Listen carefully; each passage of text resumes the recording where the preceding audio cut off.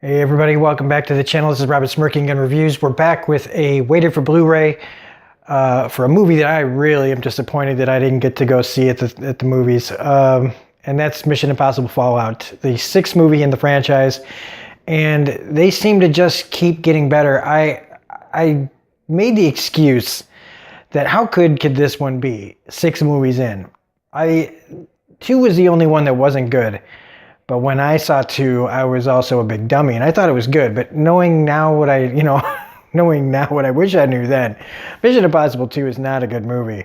But the rest of them are pretty solid. Even 1, despite its faults, it's an alright movie. But 3, 4, 5, and 6 have all been really more than solid. And this movie continues to, in this franchise, is still proving that it can do it. And I told myself, yeah, how good could it be? And so that's the reason why I didn't go see it. And I really wish I had, because the experience while I was watching it on a really big TV, not this one, there's an even bigger TV, and I was really like, man, I should have made a trip to the IMAX for this one. Part of the reason I didn't go see it is because Tom Cruise is kind of, I don't know. I love the movies, but I don't necessarily love him in it. I think the action and everything, and the tense situations, and like Simon Pegg and Ving Rhames, and the situations that they get themselves in are always really more interesting to me than Ethan. Although I got to give it up to Tom Cruise and his ability to, his desire to be authentic and to make his, do as many of his own stunts that he can, is pretty admirable. Because the guy's got to be pushing 60, right? And I don't know what deal he's made, but he is kind of starting to look his age. But that's neither here nor there. I'm not here to talk about Tom Cruise's beauty tips.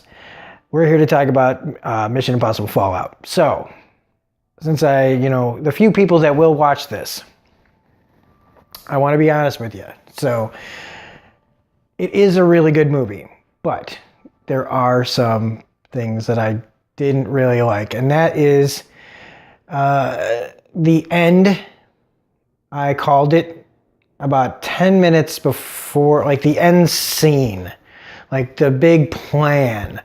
I did call about 10 minutes before it happened. And the whole Henry Cavill thing, he's good in this. His character isn't. So what I mean is, his acting is fine, but his character turns out to be a lot to be desired to me. I just feel like he kind of just became, they used him in a way that I was worried that they were going to do. Then they made me think that they weren't, and then it just was. And before I get into spoilers, I just want to say that I was disappointed in overall what they gave him to do. This is Superman. And pretty soon he's going to be Geralt from the Witcher series on Netflix. And I just felt like the way he starts out really strong. But the finish, is just kind of, I don't know. Been there, done that. And you got Henry Cavill, so give him something kind of interesting to do rather than just go toe-to-toe with old man Tom Cruise, who I'm convinced would never be able to take Henry Cavill in a fight in real life. So, I don't know. I did like that Henry Cavill wasn't Superman, though, in this. Like, you see him and you go, oh, right, he's a big dude. He can kick everybody's ass. But he's as flawed as Ethan is in this. And I also like that they take as many beatings as they try to dish out. The action scenes, is there such a thing as a movie looking too good? Because this movie looks so good, I was kind of disgusted. I was just like, how does this movie look this good? Because not just the cinematography and everything, it just looks fantastic. And the stunts and stuff, like the scene where they jump out of the plane, there's a sequence where they jump out of a plane over a thunderstorm above this city. And the way they shot it, it was just so damn impressive that I was just kind of pissed. Like, God damn it. There's 6 movies in and they are still finding ways to make these movies look great. Pissed in a way where I was pissed because I hadn't seen this at like the IMAX. Pissed that I had to watch this on a smaller screen. Granted, it was a 60-inch screen, but it was still like, oh my God, what would this have looked like in IMAX? And so, okay, despite there is a predictableness to some of this, it's still really fun to watch them, you know, and for myself to try to figure out how they are going to pull this off. Is this a trick? Is that a trick? You know, like, when are they telling the truth? What do they know? What do they don't know? They're really good in this movie about deception as far as like internally, not the overall plot deception, but just the deceptions that they do in each kind of little build up to scenes that you can't figure out how they're going to solve the problem that they're in. The first half an hour of this movie is goddamn great. It's probably the best 30 minutes of Mission Impossible movie.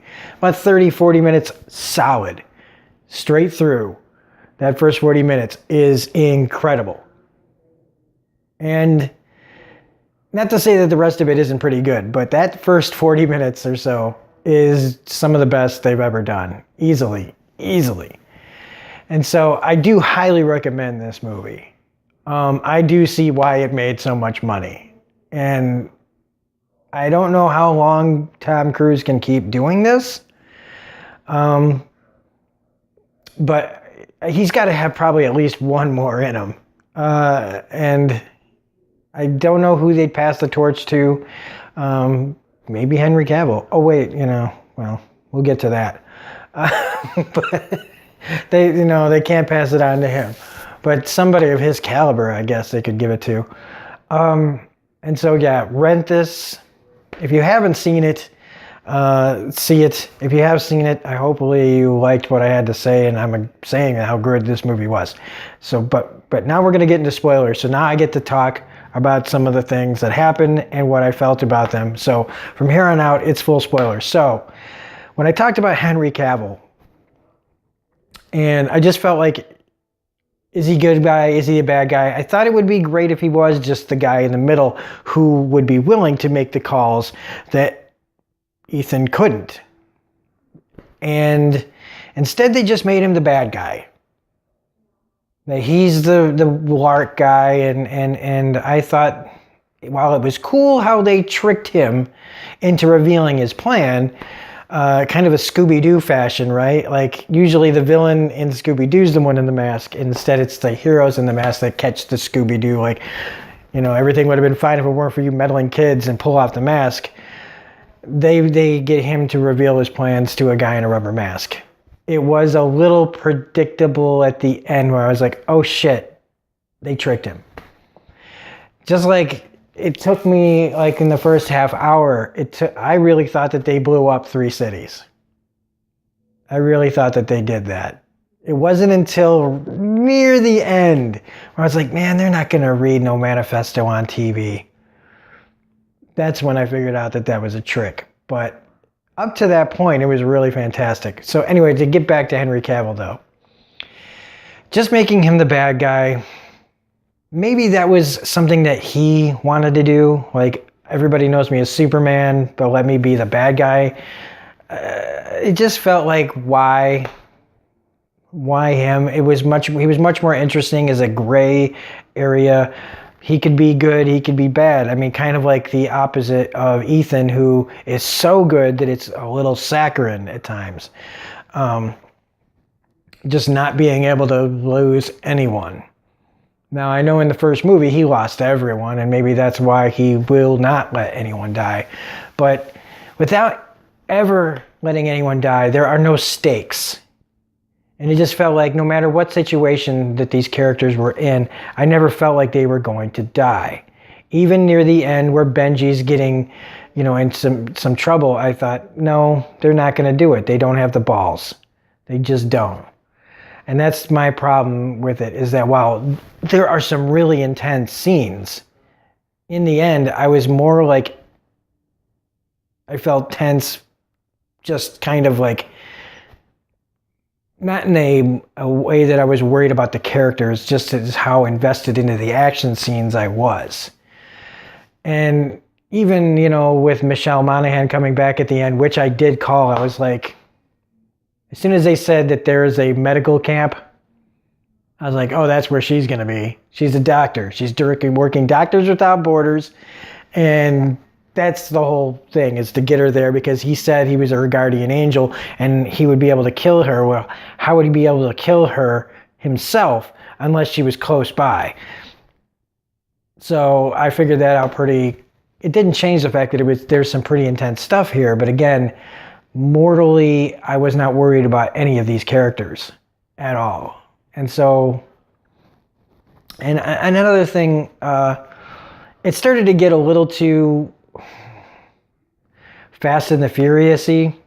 And by that I mean, these characters are doing things that superheroes can do. Like when Tom Cruise hits the car on the motorcycle and goes flying and just gets up and runs away. Yeah, it's a little slow at first, but he ends up running out of there. Like, he's taking punishment that the characters in like Fast and the Furious started doing. And those movies are fucking ridiculous. I mean, I'm not going to get into those, but it just felt like, I don't know, Tom Cruise was just Superman in this. Literally, he was like, the roles were reversed, and he could just bounce off of things. Like, it was just it got a little ridiculous. And I know, hey, we're just watching a stupid action movie, but with so much built on authenticity and everything, and things looking real, the one thing they weren't worried about were the physics of the violence that was happening in this. And so I just kind of was a little annoyed by that. Otherwise, I mean, it was really, really enjoyable. And so I don't like to nitpick, but I have to be honest about a few of those things. And it's just, I don't know. Again, also the same villain as in movie 5, and it ends up being just a revenge plot. He just wants everything to burn because he got caught. I don't know. It's a bait and switch kind of thing, and it's fine. And in the end, this is a blockbuster popcorn movie, and I need to stop expecting, you know, so much out of it. So anyway, I feel like that's all I'm really going to say about it. Those are my major tips about it. You know, the action was solid. The movie looks so good. It's really well acted. And yeah, that's it. So go see it. For all 11 people that'll probably watch this video. So anyway, this is Robert Smirking Gun Review saying, if you did like this review, please hit the like button, comment, share, subscribe. Otherwise, we'll see you in the next video. Sorry, bye.